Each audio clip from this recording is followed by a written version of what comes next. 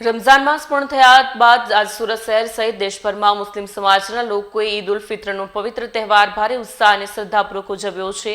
સવારથી જ મસ્જિદો અને ઈદગાહોમાં મુસ્લિમ બિરાદરોની ભારે ભીડ જોવા મળી હતી। સુરત શહેરમાં પણ ઈદ ઉલ ફિત્રની ઉજવણીનો માહોલ જોવા મળ્યો। શહેરના કતારગામ ઈદગાહ અને રાંદેર ઈદગાહ ખાતે સવારે ખાસ આયોજન કરવામાં આવ્યા, જ્યાં મોટી સંખ્યામાં મુસ્લિમ ભાઈઓ એકત્ર થઈ ઈદ ઉલ ફિત્રની નમાઝ અદા કરી। નમાઝ પૂર્ણ થયા બાદ આસપાસમાં એકબીજાને ભેટીને ઈદની શુભેચ્છાઓ પાઠવતા આ પ્રસંગે લોકો એકબીજાને મીઠાઈઓ વહેંચી અને ગળે મળીને પ્રેમભાવ વ્યક્ત કર્યો। ઈદ ઉલ ફિત્રના મહત્વને ધ્યાનમાં રાખીને સ્થાનિક પોલીસ તંત્ર દ્વારા વ્યાપક બંદોબસ્તની વ્યવસ્થા હતી।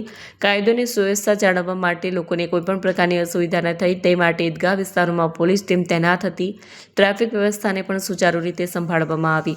આ તહેવારે ભાઈચારો અને એકતાનો સંદેશ આપ્યો છે।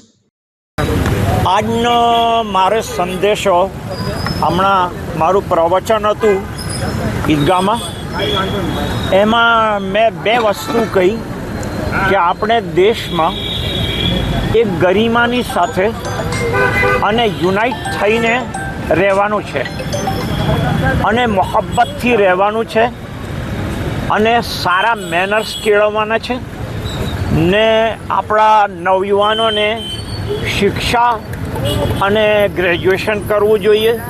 દેશની પ્રગતિની અંદર આપણે પાર્ટ લેવો જોઈએ અને અમે દેશના વફાદાર છીએ। દેશ માટે જે પણ કરવું હશે તે અમે કરવા માટે તૈયાર છીએ, એવો આજનો મારો સંદેશ છે।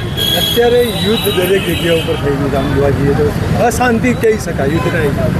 આજે મારો પેગામ એ હતો કે જ્યાં અશાંતિ છે આખી દુનિયાની અંદર, તેના માટે પ્રાર્થના કરવામાં આવી और પ્રાર્થના એ કરવામાં આવી કે આ અશાંતિ દૂર થાય।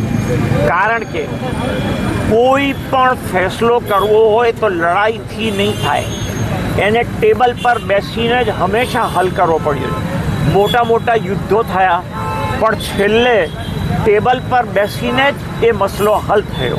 આજે પણ અમે એવું જ વિચારીએ છીએ કે આ જંગો ખતમ થાય, આ મોંઘવારી ખતમ થાય, આ પેટ્રોલના ભાવો નીચે આવે અને સામાન્ય માણસ સારી રીતે જીવન ગુજારી શકે, એના માટે દેશમાં નહીં આખી દુનિયામાં શાંતિની લહેર હોવી જોઈએ।